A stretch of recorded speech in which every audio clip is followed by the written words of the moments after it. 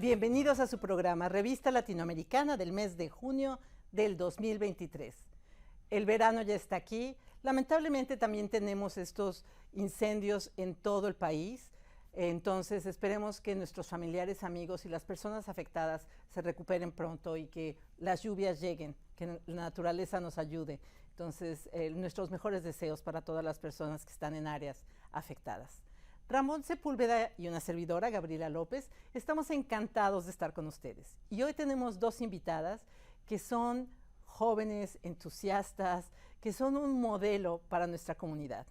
Laura Ábalos, reconocida activista, con un gran trabajo comunitario por años, y Lisetti Sandoval, cineasta, directora, productora, editora, una mujer que se pone muchos sombreros y es un ejemplo a seguir para muchos de nuestros jóvenes.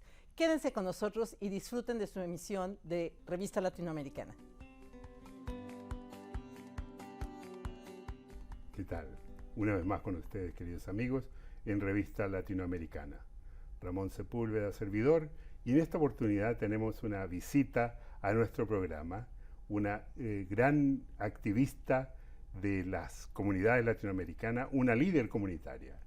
Quiero dejar, con nosotros para conversar a Laura Ábalos. ¿Qué tal, Laura? ¿Cómo andas? Bien, qué gusto estar contigo otra vez, Ramón. Tantos años de conocernos y siempre un gusto conversar contigo y gracias por la invitación. Bueno, muchas gracias a ti por aceptarla. Y te hemos invitado precisamente para que nos cuentes un poco de estas actividades, ¿no? Que tú has realizado y que nos sirvan quizás como un ejemplo para nuestros miembros y miembros de la comunidad latinoamericana. Voy a empezar. Tú tú naciste acá, ¿no? Así es, aquí nací. Ah, qué bien. Hay, por supuesto, esta exposición a una cultura nueva para la familia, pero para ti es la cultura oficial de vivir en este país. ¿Y te has dedicado tu vida enfocada en inglés o en francés? Muy buena pregunta.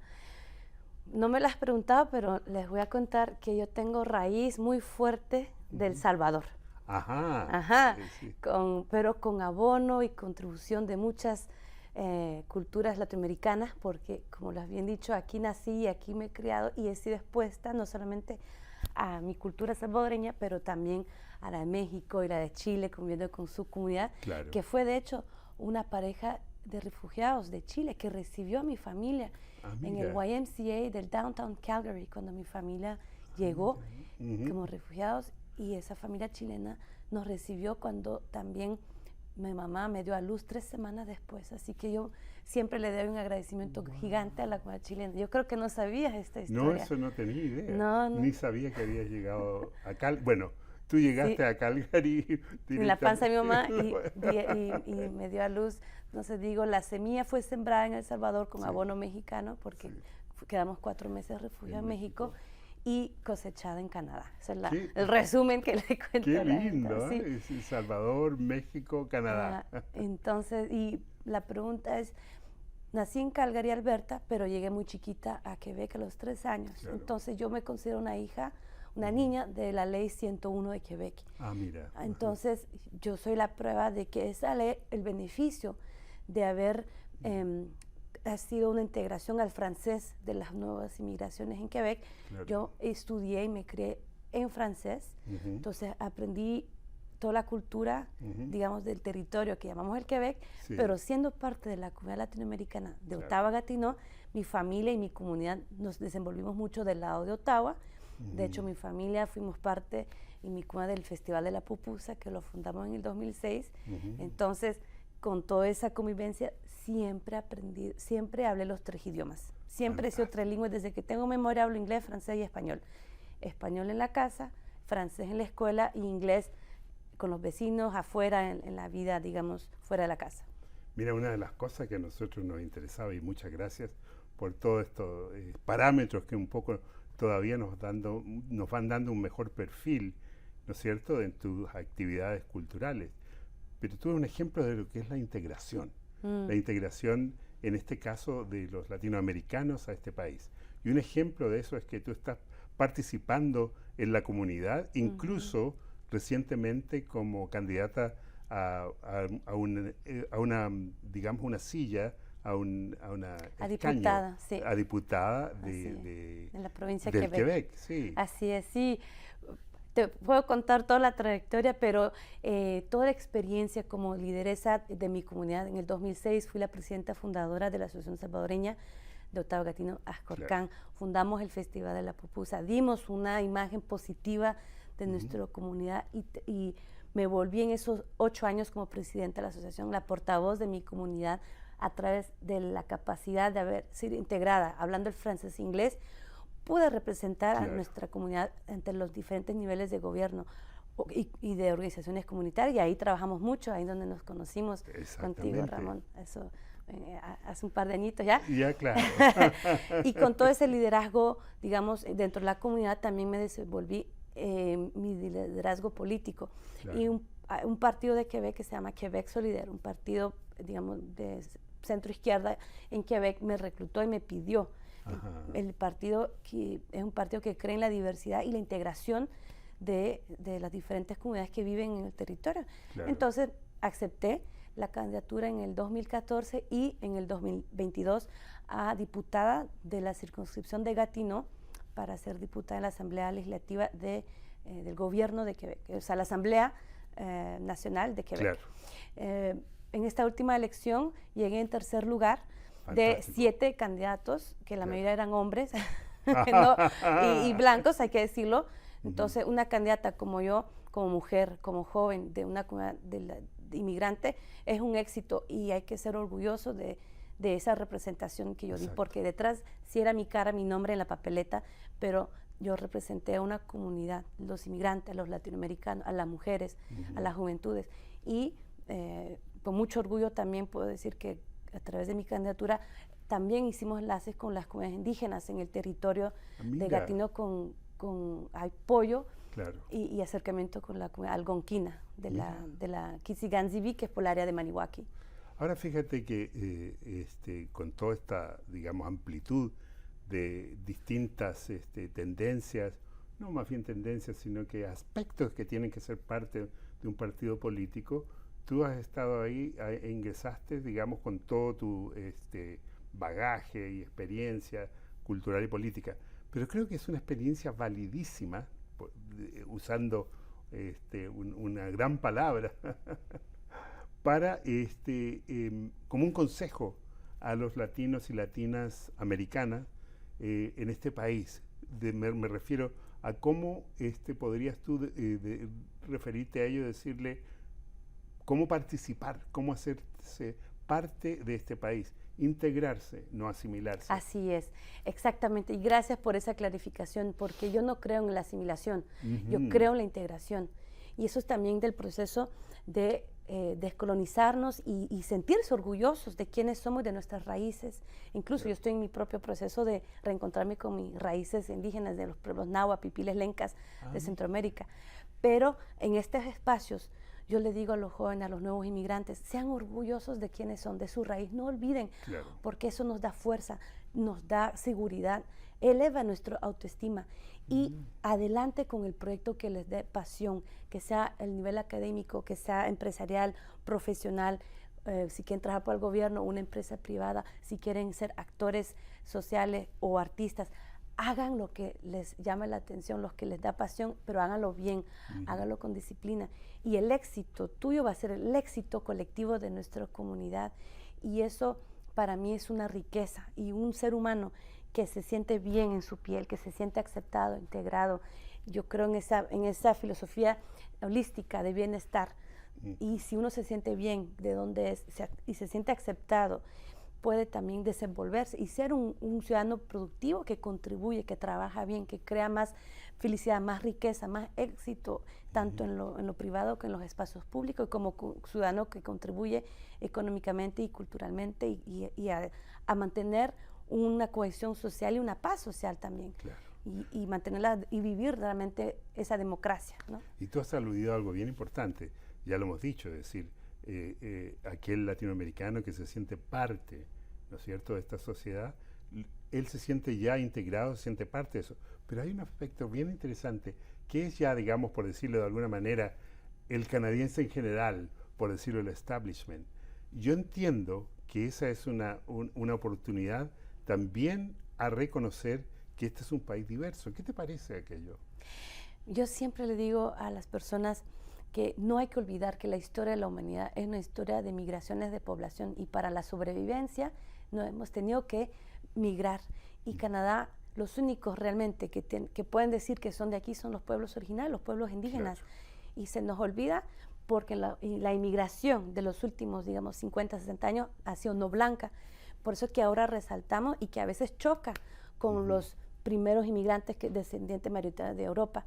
Entonces, yo creo que los indígenas hay que vivir esa filosofía, que hay que compartir el territorio. Los indígenas recibieron a los colonos europeos, sí, y ahora a nosotros nos toca también recibir a los nuevos inmigrantes, así como los chilenos nos recibieron a nosotros, sí, a los salvadoreños. Ahora mi familia hemos apoyado la integración de mexicanos, pero también de Irak, de Afganistán, y hay que realmente compartir este espacio. Yo realmente les recuerdo a la gente que el concepto de frontera y de pasaporte es un concepto nuevo de los últimos 300 años. Y no quiero dejar de también comentarles mi experiencia más recién en el trabajo, mi trabajo como consejera sindical. En los espacios que me he desenvuelto en los últimos años, nosotros sabemos que otra parte de la integración es el reconocer el trabajo de la persona, que la persona a través de su reconocimiento profesional que pueda integrarse en los espacios de trabajo y recibir un salario y reconocerlo en su dignidad como trabajador y contribuyente. Eso es una manera tan importante, y sabemos que los inmigrantes más recién, que no son blancos, a veces les dan los trabajos menos pagados, donde hay más explotación. Entonces, eso es otra lucha que no quería dejar de comentar. Laura, yo te agradezco porque hemos cubierto un camino increíble, que es muy interesante con todo lo que de tu experiencia nos ha traído, y también como ejemplo al resto de la comunidad. Muchísimas gracias. Gracias, y ya habrá otra oportunidad, porque veo que nos fue el tiempo demasiado rápido y hay tanto que hablar con estos temas. Muchísimo gracias. tema. Muchas gracias, Laura. Gracias. Como dicen los pueblos aquí, miigwech. Gracias. Como lo comentamos en la edición pasada de Revista Latinoamericana, el Festival de Cine Latinoamericano, en su 26ª edición, se llevó a cabo del 30 de mayo al 24 de junio aquí en Ottawa. Y uno de los grandes eventos que tuvimos fue la premiere de la película Penelope's Story. ¿Por qué es importante? Porque está realizada por una ecuatoriana que está radicada en Gatineau y que tiene una gran historia que contar, un gran mensaje que compartir. Y tenemos el honor y el gusto de tener con nosotros a Lisetti Sandoval.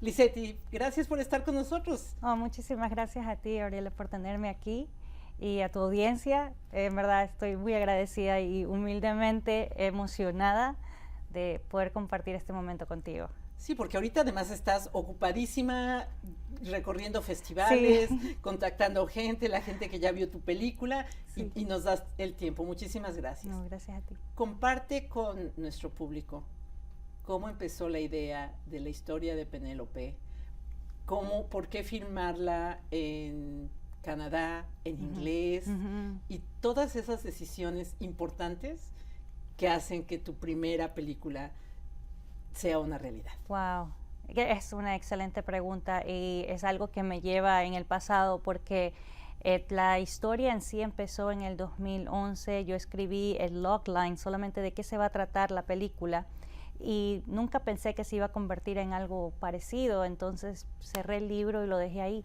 hasta el año 2020, que fui a hacer una pequeña como un vacation, unas vacaciones con mi familia a Northern Ontario, North Bay, en Manitoulin Island. Y mientras íbamos manejando hacia la carretera, empecé a ver grandes billboards, grandes carteles que decían comprar sexo es un crimen. Y eso llamó la atención, porque pasábamos granjas y otra vez volvíamos a ver diferentes tipos de carteles que decían lo mismo. Y me puse a preguntar, ¿estamos todavía en Canadá? ¿Cruzamos el borde? ¿Qué pasó aquí, no? Y empecé a indagar más.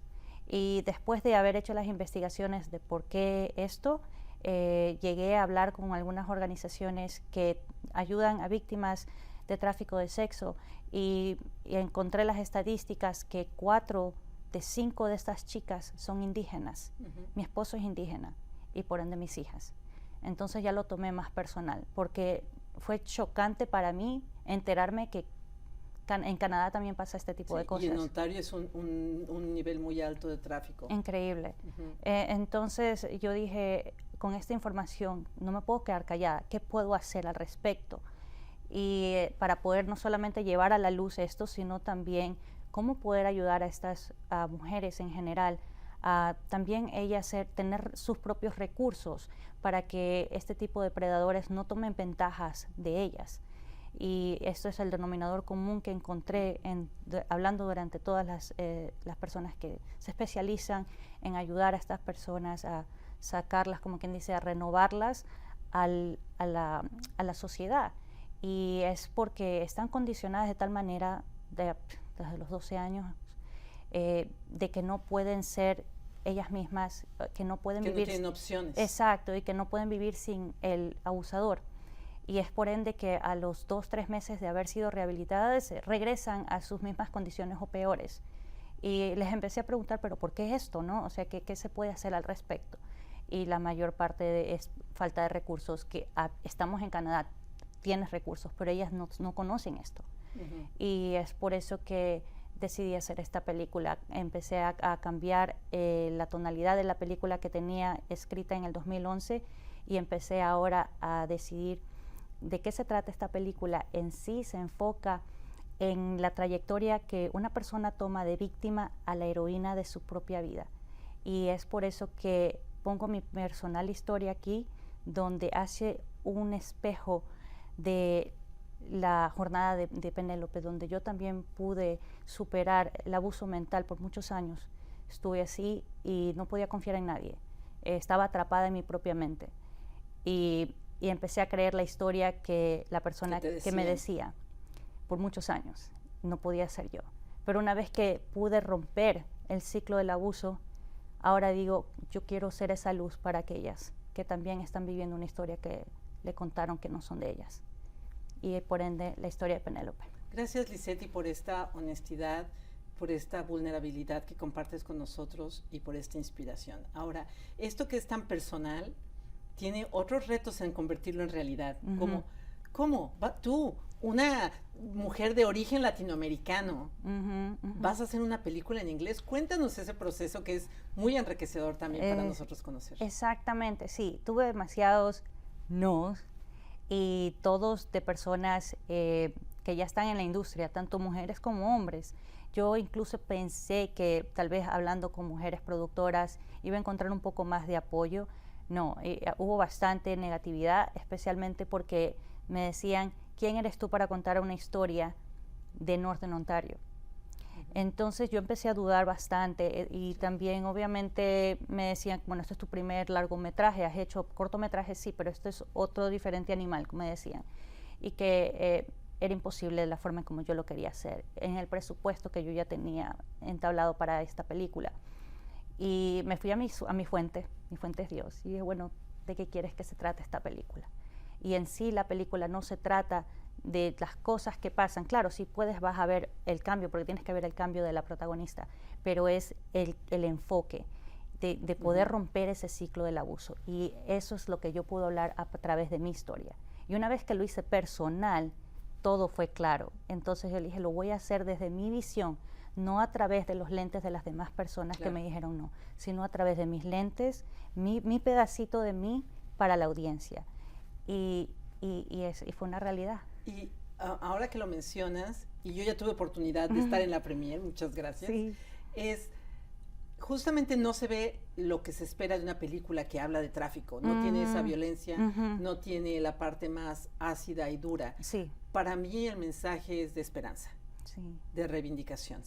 Y que puede aplicarse, sí, en casos como el tráfico sexual, pero en cualquier tipo de abuso. Así es. Entonces, creo que al hacerlo tan personal, nos compartes esa perspectiva tuya. Exacto. Sí, me alegra muchísimo que la haya cachado, como decimos en mi país. pero sí, de eso se trata, porque tú sabes que todos somos humanos y hay alguna etapa de nuestras vidas hemos de haber sentido sentimientos de soledad, sentimientos de rechazo, falta de perdón, y son sentimientos que se pueden entender porque somos humanos. Sí, que nos conectamos a ese nivel. Exacto. Entonces, no importa la carcasa en donde hayamos estado, sino que qué es lo que nos hace humanos, en qué me puedo relacionar con este carácter. Y como lo acabo de decir, de eso se trata, ¿no? De poder encontrar algo personal y decir, yo también puedo hacerlo, si ella pudo hacerlo, yo también puedo. Claro, yo les recomiendo que vean la película. Hay una imagen que a mí me encantó, espero que después tengamos oportunidad de comentarlo. Sí. Lisetti, tú estudiaste business, negocios, sí, administración. ¿Cómo llegaste al cine? Sí, no, desde que tenía 15 años siempre me encantó el cine. Yo actuaba en obras de teatro. Y después cuando empecé a hacer películas caseras en mi casa desde los 15 años, todo empezó porque quería encontrar, ¿cómo dice? Mira, need, o sea, encontrar una necesidad y cubrirla. Y era porque había una canción que me encantaba de anime, que en ese tiempo me encantaba el anime japonés, y no había un video musical para una canción tan preciosa. Y dije, ¿por qué no tiene video musical? Lo voy a tener que hacer yo. Y escribí el video musical acorde a las letras de la canción, y cogí a mis hermanos, a mis primos, nos pusimos todos juntos y empecé a repartirles roles. Y me encantó todo el proceso de dirigirlos, decirles dónde se van a sentar, qué van a hacer, y luego poner la película toda junta con edición.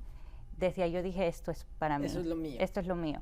Pero también me gusta la parte administrativa, y para eso necesitas conocer de negocios, porque no solamente el arte, sino también qué es lo que conlleva el presupuesto de una película. Y tienes restricciones, ¿cierto? Exacto, exacto. Y también la comunicación que vas a tener con cada persona. Cada persona es un mundo, cada departamento tiene sus condiciones, y uno tiene que aprender eso a través de la comunicación. Y como me gusta administración de empresas, comunicaciones fue una de las cosas que teníamos que ver. Ay, sí. Ya veo. Ahora, no le quita nada a la película, pero quiero compartir lo que tú compartiste ese día, de que la filmaste todo en Wakefield, muy cerca de aquí. Sí. Cuéntanos cómo, porque además visualmente es muy lindo lo que vemos. Gracias. Estuve haciendo location scouting, eso es una de las cosas que tenemos que hacer en preproducción antes de filmar, en base a lo que yo escribí en mi guión.